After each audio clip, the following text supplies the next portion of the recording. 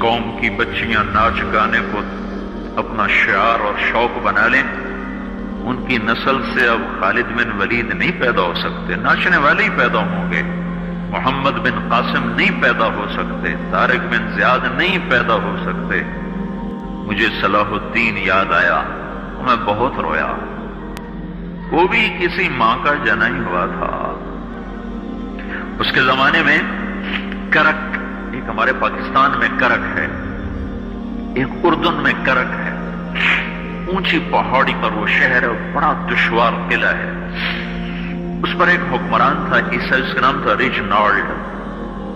تو کرک کے قریب سے قافلے گزرتے تھے حج کے، تو اس نے ایک دفعہ حاجیوں کے قافلے پہ حملہ کیا اور کہنے لگا بلاؤ اپنے محمد کو تمہاری مدد کر، اور سارے حاجیوں کو تعطیق کر دیا۔ اور دوسری دفعہ اس نے بحری بیڑا تیار کی اور مدینے پر حملہ کرنے کے لیے وہ بندرگاہ تک پہنچا ینبو کی، لیکن موسمی حالات سازگار نہ تھے تو واپس ہو گیا۔ تو حطین کی لڑائی ہوئی ہے فلسطین میں، جس میں سارا یورپ اپنی طاقت کے ساتھ میدان میں اترا تھا، اور ادھر تنہا صلاح الدین ایوبی رحمت اللہ علیہ اکیلا اس لشکر سے ٹکرایا تھا، اور انہیں اس میں ساری رومن امپائر کو شکست ہوئی تھی۔ تو بڑے بڑے بادشاہ اس میں گرفتار ہوئے، تو اس میں ریجنالڈ بھی گرفتار ہو کے آیا۔ تو کوئی 12 بادشاہ تھے ریاستوں کے جو سامنے اس کے پیش کیے گئے، تو پیاس کی شدت سے سب کا برا حال تھا۔ تو صلاح الدین نے سب کو پانی پیش کیا، ریجنالڈ کو نہیں پیش کیا۔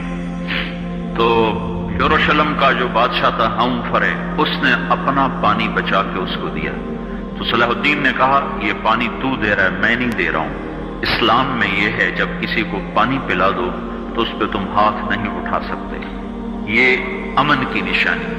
تو صلاح الدین نے فوراً اسے کہا یہ پانی تو نے دیا، میں نے نہیں دیا۔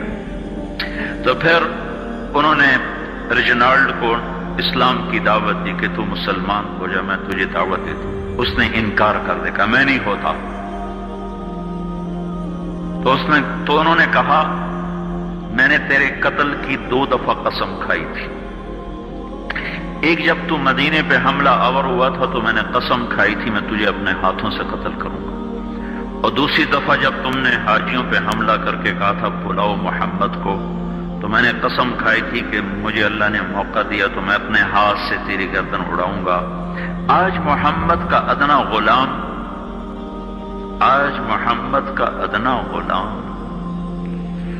تیری اس بات پر یہ فریضہ ادا کرنے کے لیے آ رہا ہے، اور اپنی تلوار سے اس کی گردن اڑائی، وہ پیچھے لٹک گئی، پوری نہیں اڑی، پیچھے لٹک گئی، خوفناک منظر بن گیا۔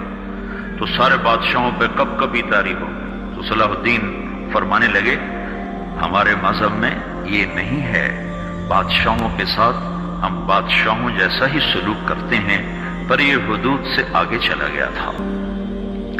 اب مجھے یہ قصہ بھولا ہوا تھا، مجھے انہی حادثوں میں، انہی ہنگاموں میں وہ یاد آیا، تو بعد تنہائیوں میں بیٹھ کے بے بسی کے آنسو بہہ جاتے ہیں، اور اس کے سوا کوئی چارہ نہیں ہے۔